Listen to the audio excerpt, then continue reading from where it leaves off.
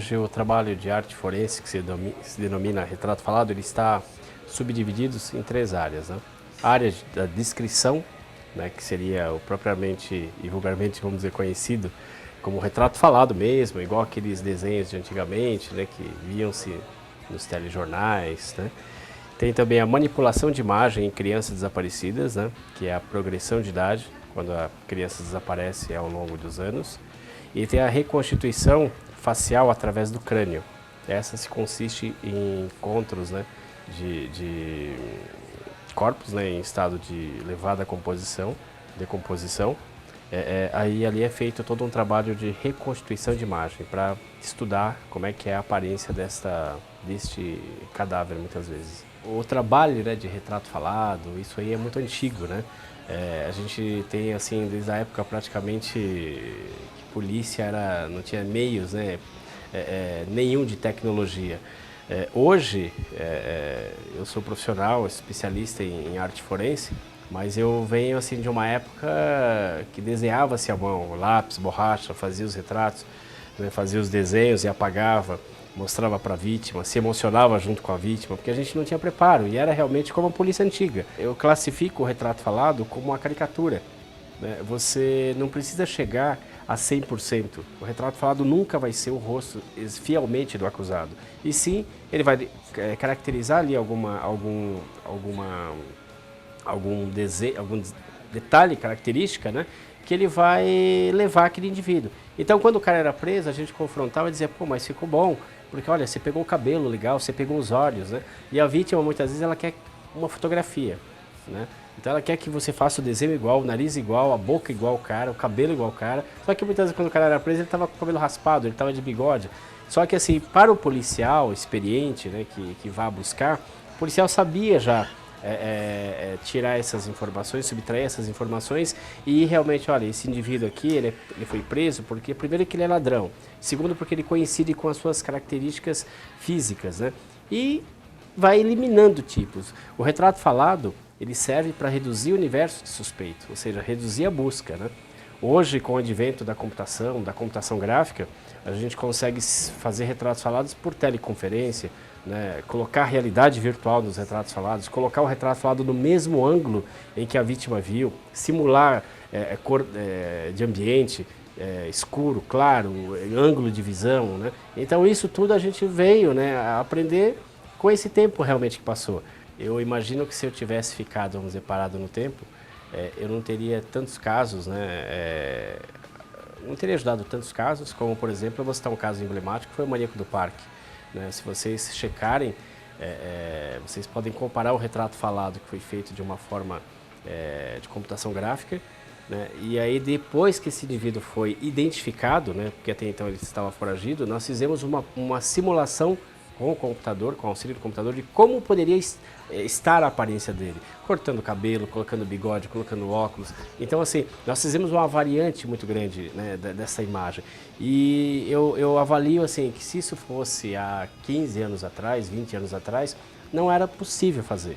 Era realmente possível, mas você demandaria-se de muito tempo, né? Então, isso, na verdade, seria impraticável.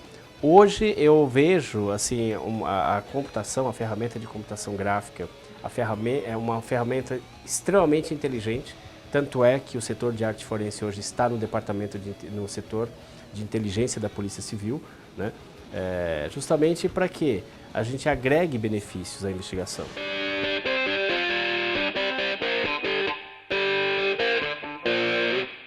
No Departamento de Homicídios, né, e Proteção à Pessoa, a gente trabalha na identificação de criminosos cuja autoria ainda está desconhecida.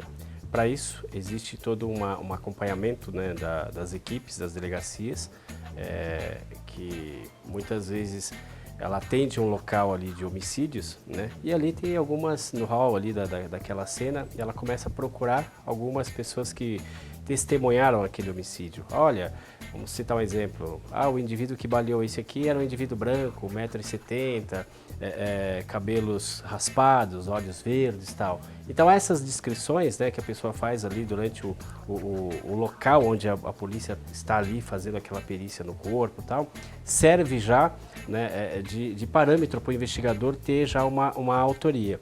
Então essa pessoa muitas vezes ela é notificada através de uma intimação, o comparecimento aqui, né, para ela prestar esse depoimento. E aí, ali no depoimento, ela tem condição de descrever, né, com maior detalhe esse rosto. Então, assim, depois dessa descrição, o delegado encaminha essa pessoa aqui para a gente, né, conta ali realmente a história do que aconteceu previamente, para a gente saber como é que a gente vai abordar essa testemunha.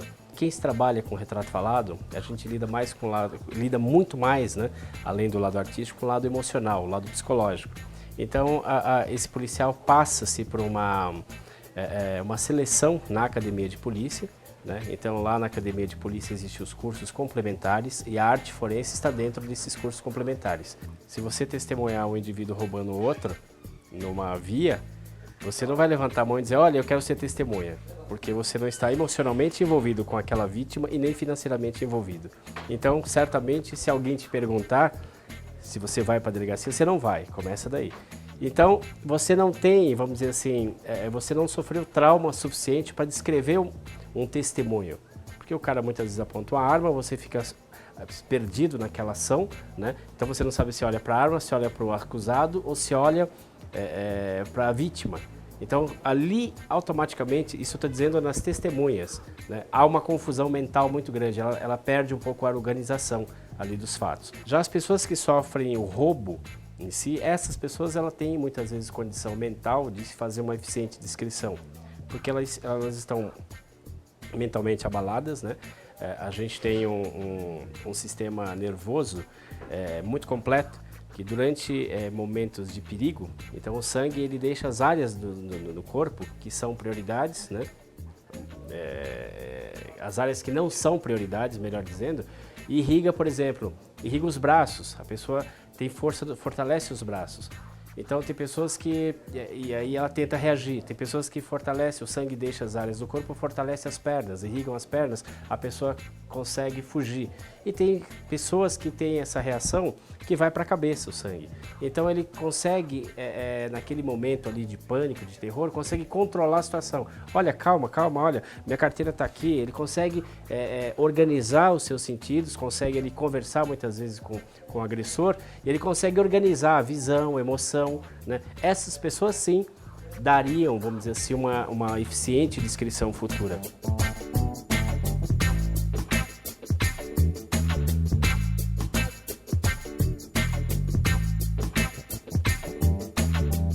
Em relação às crianças desaparecidas, uma grande preocupação, né, do diretor do departamento, quando ele assumiu, foi justamente essa tarefa. Uma tarefa especial que as polícias, né, modernas estão utilizando, ou já utilizam há algum tempo, e o diretor, uma visão inteligente, disse, olha, a primeira coisa que a gente vai realmente implantar é essa progressão de idade. E o que é a progressão de idade? A gente tem alguns casos, né, de criança que desapareceram ao longo do tempo, né? Desapareceram e passaram-se o tempo. Só que a gente não pode procurar uma fotografia de uma criança que desapareceu há 5 anos atrás. A gente tem que evoluir. Então esse setor compreende sim fazer ali um estudo de como aquele rosto poderia estar hoje, né? Colocando toda a evolução, né, ali do rosto, colocando ali também todo a parte fisiológica, né? Olha, essa criança, ela fugiu de casa e ela encontrou uma vida fácil na rua. Então, para o especialista, ele tem que saber que a vida fácil na rua vai levar ele a um uso de uma droga, enfim, a desnutrição. Então, ele tem que saber colocar todos esses detrimentos no rosto. É uma ferramenta extremamente importante para localizar crianças que, ao longo do tempo, desapareceram, né?